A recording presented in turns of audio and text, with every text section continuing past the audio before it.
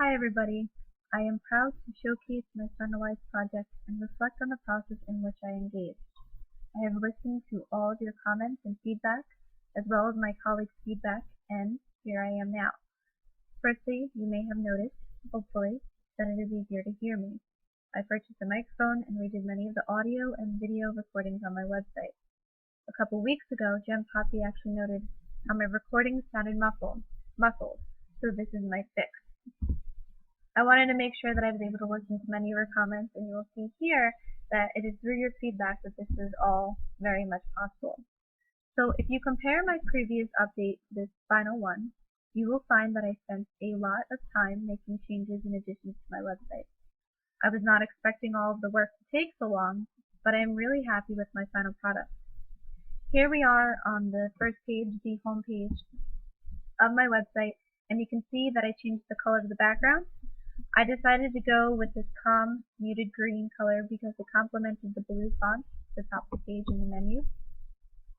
I actually started to play around with the coding and the color selection on WordPress, and actually, after 30 minutes of trying to pick the perfect shade of green, this is what I chose. And of course, I went all the way back to week 3 of this class when we learned about website design, and I worked with this particular article to find an analogous color. Ultimately, as you can see, I chose the blue and the green, both which are somewhat muted and varied from this particular color palette. I was going to include a background image, but after adding it to my website, I noticed how long it would take for the pages on my website to load, so I decided to take it out. Also, I tested different fonts and decided to change it so the text is easier to read, which you may be able to notice here in the heading in particular.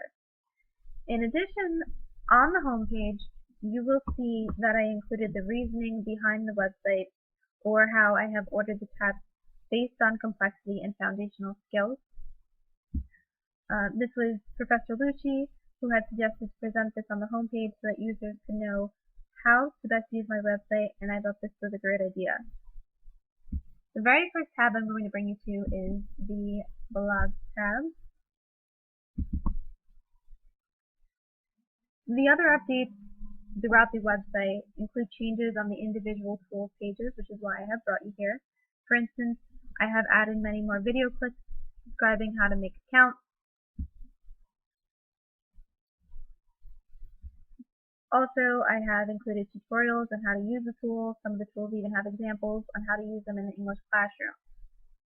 Although early on in this process I really wanted to focus on English teachers, over time I realized that I wanted all educators to be able to use this website.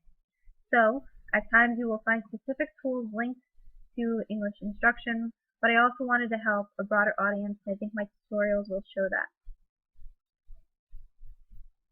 We're going to go on head over to the wiki page. Here we are on the wiki page, and I incorporated one of Matt's suggestions, which was to include pictorial and written instructions for people who may have hearing impairments or are unable to view the videos that I post. I thought that this was a great idea, and it helped vary the way that I provided the information to my users.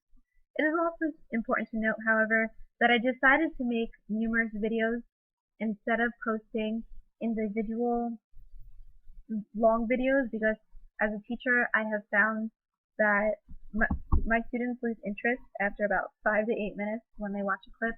Therefore, I broke up the learning process and filed for each tool by filming different screencasts.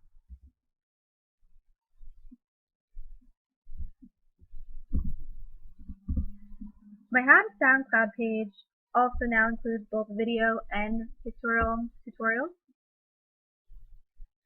And at the very bottom of the page, I actually decided to include Foundation, which was one of the multimedia tools that I provided a critique for earlier in the semester.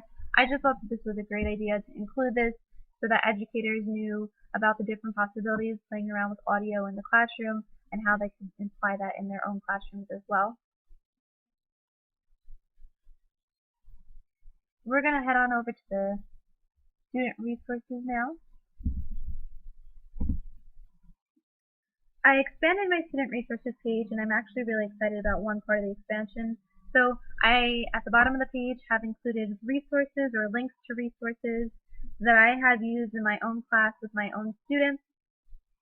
These are for English class, but because the links are to reading and writing strategies and activities, they can really be applied to any class, which is why I included them here. And of course, you can find citations at the bottom.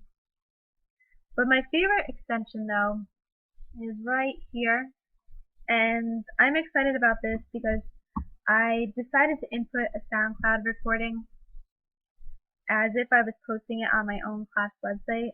So I explained that I'm including instructions as they would appear on my own site so that educators can see how I implement this amazing tool. And I just think that was a great way to show it educators pretty much model how I'd use it, just like this previous tutorial, which you should have seen in the most recent update.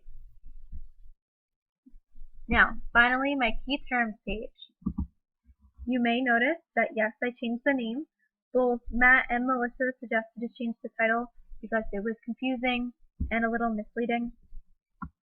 So in addition to changing the title to a more appropriate one, I also reorganized the terms so they are easy to find. They are now in alphabetical order and also categorized based on the tool. I also added a few other key terms at the bottom of the page that I thought were important. And as you can see, I added pictures, which I think will be helpful. So this is my final update, which I'm both happy and sad about because I'm very proud, but I'm sad because I have become really invested in this project now. So although I'm sure that I will continue to update it when I receive more feedback from my colleagues and from Professor Lucci once this is completed. But when I first began this project, I was concerned that I was not going to be able to produce something that could be put to good use.